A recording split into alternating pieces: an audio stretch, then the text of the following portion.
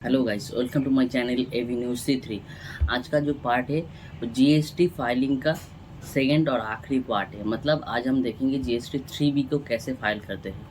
GST 1 में कैसा क्या होता है मैंने आप लोगों को बताया था। आपका जो सेलिंग करते हो जिस भी मार्केट प्लेस के ऊपर, उसको जीएसटी टूल वेबसाइट के ऊपर इनपुट करना होता है। उसके बाद उसमें एक जेएसएन फाइल डाउनलोड होता है, उस फाइल को जीएसटी पोर्टल पे अपलोड करना होता है। तो ऑटोमेटिकली जो आपका सेलिंग रिपोर्ट है वो जीएसटी पोर्टल पे ऐड हो जाता है।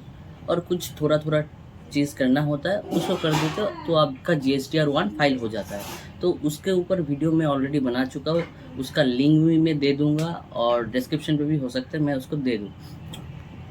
उसके बाद आता है GSTR 3B। मतलब GSTR 3B में क्या होता है, जो आप सेलिंग करते हो उसके अंदर आप जो टैक्स कलेक्ट करते हो उस टैक्स को पे करना होता है। तो GST 3B में हम लोग देखेंगे कैसे पे करते हैं। तो मुझे लग रहा है, मेरा हिसाब से अभी इस महीने में मेरे को कोई पे करना नहीं पड़ेगा, क्योंकि मेरा इनपुट बहुत ज़्यादा है, मेरी सेलिंग अमाउंट से भी ज़्यादा। तो इसलिए मुझे कुछ इनपुट तो अलग से पेमेंट करना सरकार को नहीं होगा। लेकिन जो प्रोसेस होता है, कैसे कहाँ पे उस ऑप्शन होता है, कहाँ पे वो सब दिखाते, उसके लिए स्क्रीन पे नज़र मारनी होगी।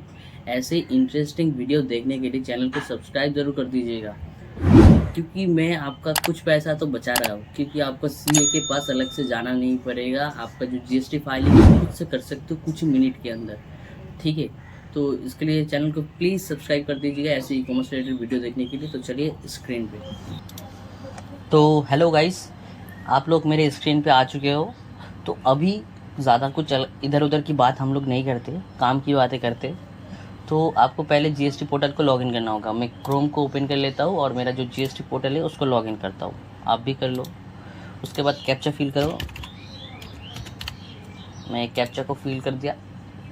अभी आपको आना है रिटर्न डैशबोर्ड इस वाले पे। ठीक है, उसके बाद आपको फाइनेंशियल ईयर, ये क्वार्टर आप जिस महीने फिल कर रहे हो उसका, तो ये हो गया ये सर्च। उसके बाद ये जो GSTR 1 है, ये सबसे ज़्यादा लेंदी काम होता है, थोड़ा डिफ़िकल्ट होता है। जो नया सेलर है, जो इस इम्पोर्टेंट सी काम के लिए सीए को पैसा देता है, इसको भी इसी तरीके से कैसे फिल करना होता है मैंने ऑलरेडी उसका पार्ट बना चुका हूँ। आप जाके GSTR 1 फाइल का वीडियो देख सकते हो। बहुत ही ईजी है। एक टूल के कुछ हेल्प्स लगा के आपको GSTR 1 फाइल करना होता है। अगर आप पहले महीने रजिस्टर करोगे उस टूल को, उसका लिंक मैं दे दूंगा, तो उस टूल आपको 1 महीने फ्री मिल जाएगा। तो अगर आप इस महीने मतलब इस अप्रैल महीने में किसी भी डेट के ऊपर इस वीडियो को देख रहे हो, आप अगले महीने 1-2 तारीख उस टूल को लॉगिन कर लेना, रजिस्टर कर लेना, तो उस महीने आपको फ्री मिल जाएगा। उसके बाद मेरा वीडियो देखने के बाद वीडियो देख के आप फाइल करो।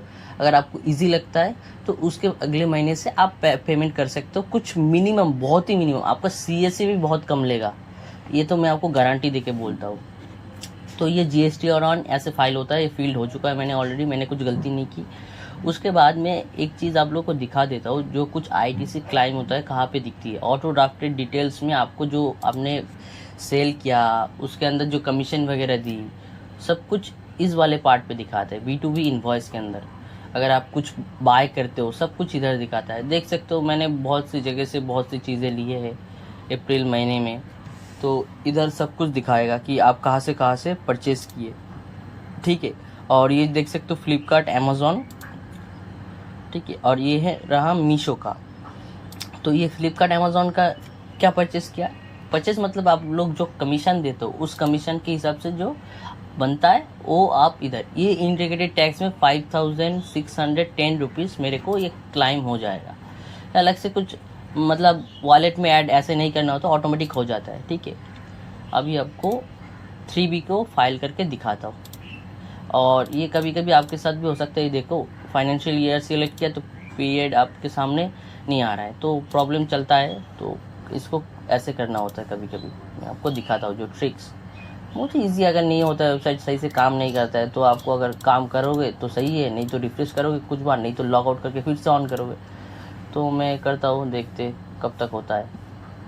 फाइल रिटर्न, हाँ अभी हो गया।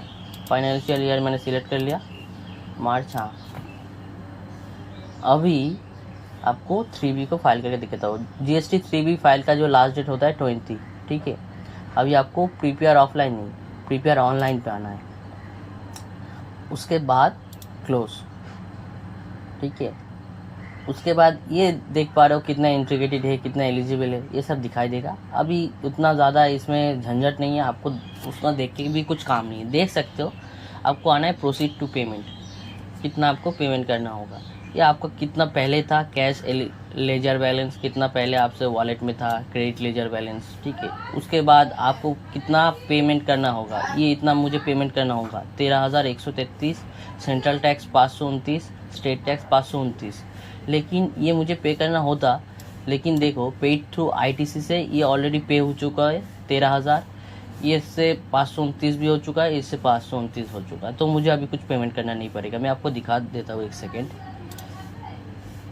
13,113, सॉरी 13,113 क्या, 13,113 था ना, 133,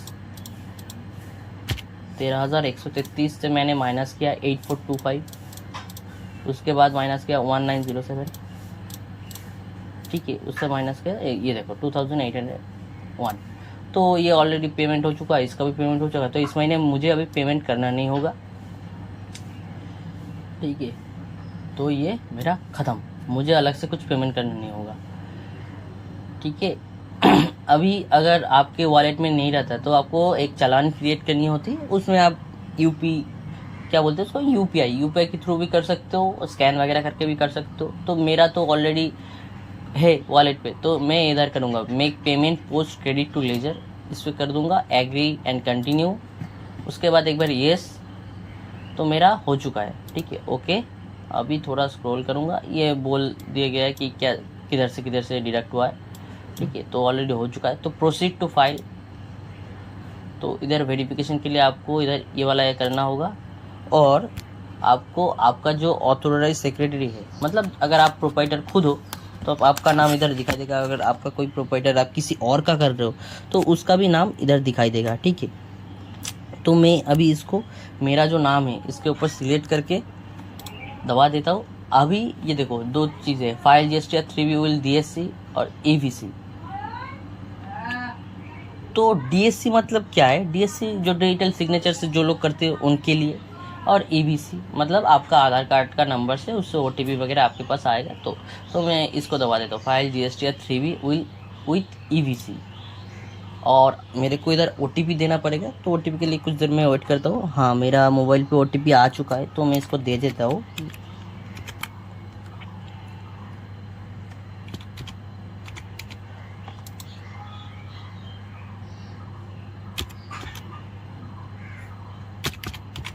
मैंने OTP दे दिया और वेरीफाई,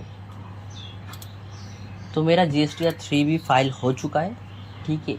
अभी मैं आप लोगों को दिखाने के लिए, आप इधर से आपका जो फाइल है वो आप डाउनलोड कर सकते हो, इसका कोई मुझे ज़रूरत नहीं। डैशबोर्ड पे आया, उसके बाद मैं इधर फाइल रिटर्न पे जाऊंगा एक बार दिखाने के लिए आप लोगों को। मार्च महीने, ये मार्च सेलेक्ट हो गया, ये देखो GSTR 1 भी मेरा फिल हो गया है, GSTR 3 भी मेरा भी फाइल हो चुका है।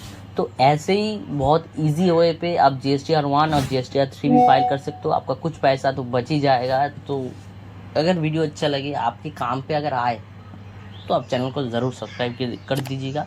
और thank you so much for watching, bye bye guys.